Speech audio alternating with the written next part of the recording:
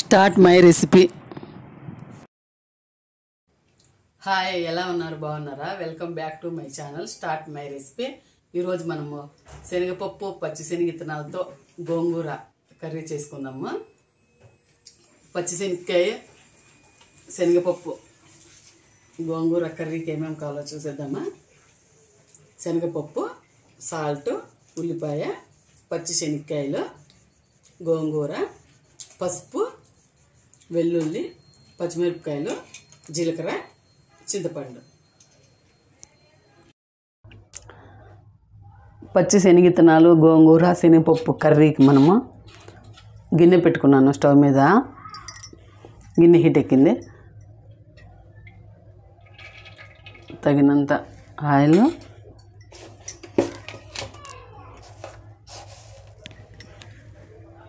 ఆవాలు,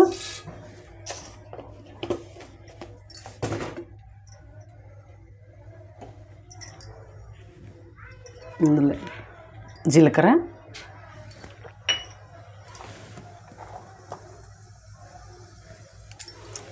వెల్లుల్లి పొట్టు తీసుకొని పెట్టుకున్నాను. వెల్లుల్లి వేస్తున్నాను.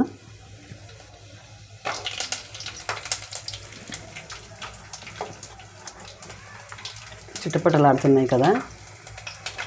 కొద్దిగా వెల్లుల్లి వేగనిద్దాము. వెల్లుల్లి వేగితే బాగా టేస్ట్ ఉంటుంది, స్మెల్ ఉంటుంది కర్రీ.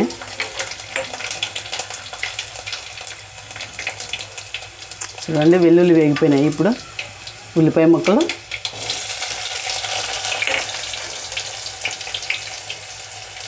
అందులోనే కరివేపాకు,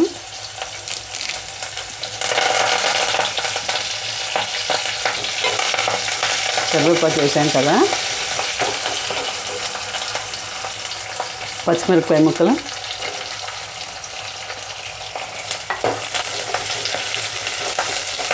పచ్చిమిరపకాయలు, ఉల్లిపాయలు కొద్దిగా వేగనిద్దాము.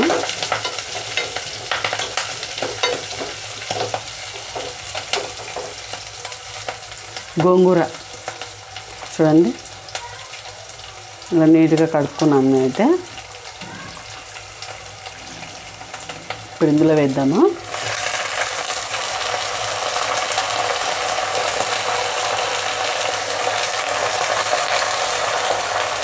గోంగూర నూనెలో వేగడం వల్ల బాగా టేస్ట్ ఉంటుంది, బాగా మెత్తగా ఫ్రై అవుతుంది.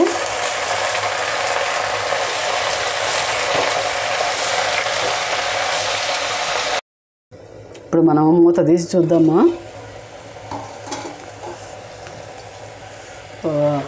గోంగూర అయితే బాగా ఫ్రై అయిపోయింది చూడండి. మనము కొద్దిగా చింతపండు వేసుకుంటే బాగుంటుంది. తగినంత సాల్ట్, కొద్దిగా పసుపు, సరి కలుపుకున్నాము.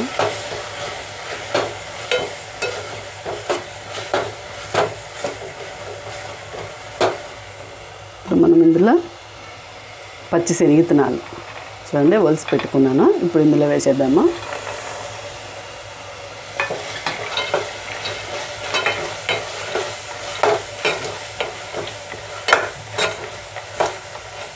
కలుపుకున్నాం కదా. ఇప్పుడు మనం ఇందులో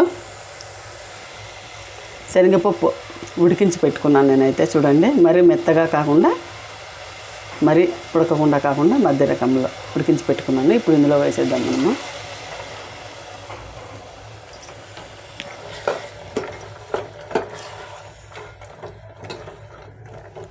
చూడండి, కలుపుకున్నాం కదా. ఒక 2 నిమిషాలు మూత పెట్టి ఉడికించుకుందాము.